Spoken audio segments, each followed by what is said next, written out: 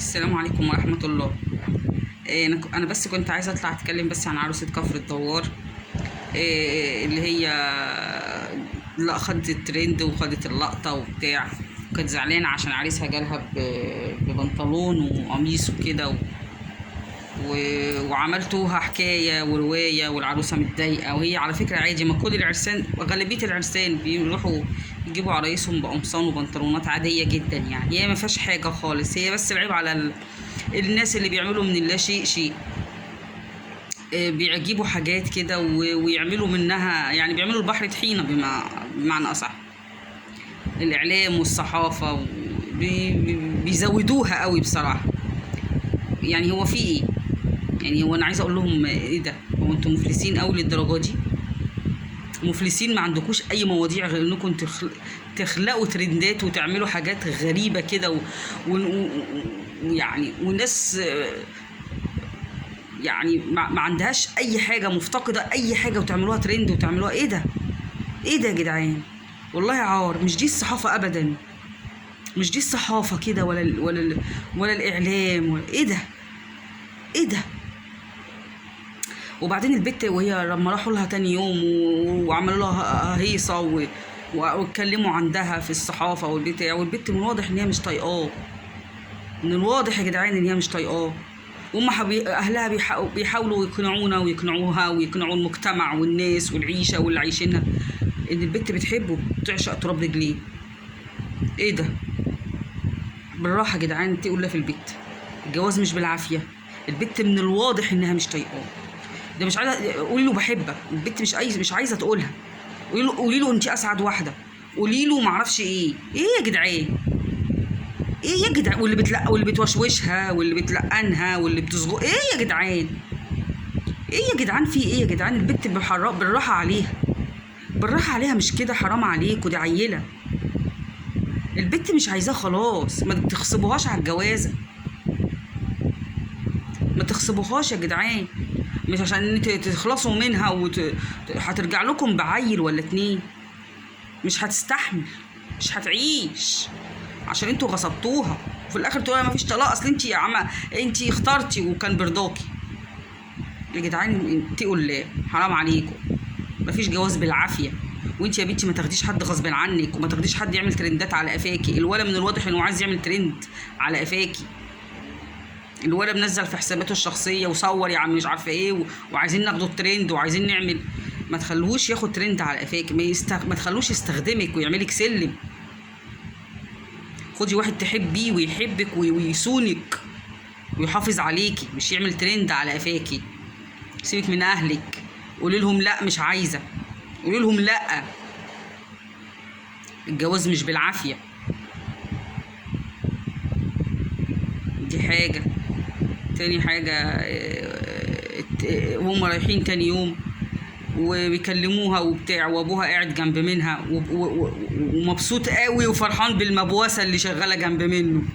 بنته الولد قاعد جنبها ويمسك في ايدها ويبوس في ايدها ويبوس في راسها ويحضن في دماغها ويمسح في وشها ويعدل لها. ايه يا عم الحاج؟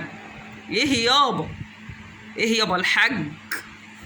ابا الحاج، ابا الحاج يا فلاح، يعني لابس الجلابيه ومتربي على طبلية ابوك.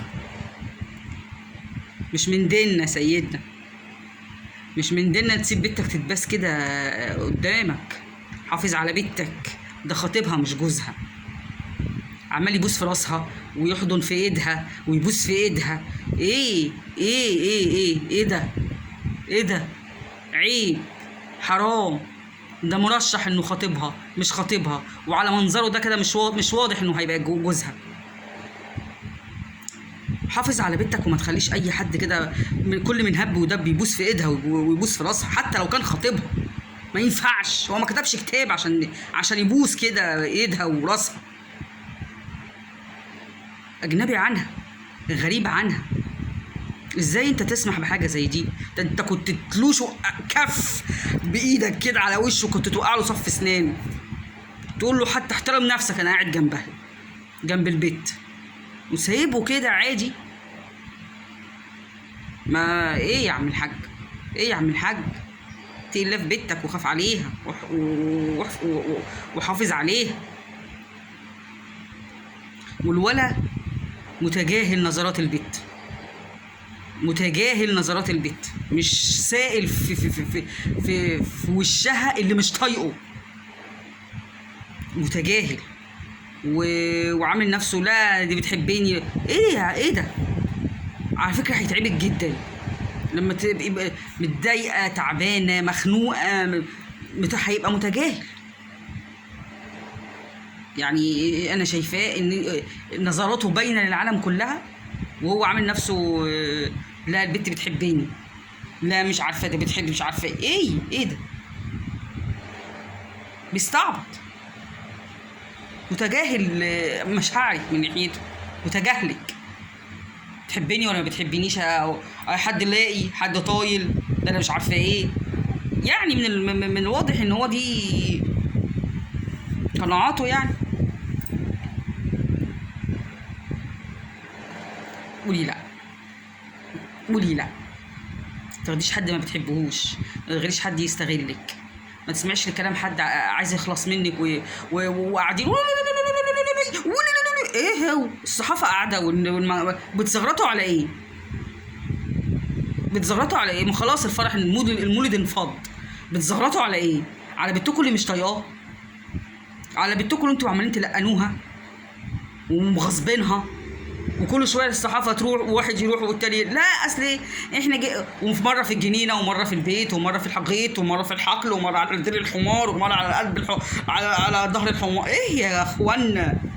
ايه يا صحافه؟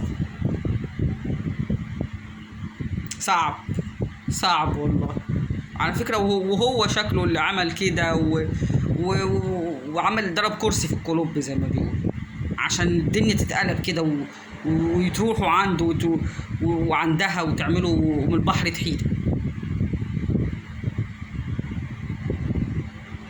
الله غالب. السلام عليكم ورحمة الله.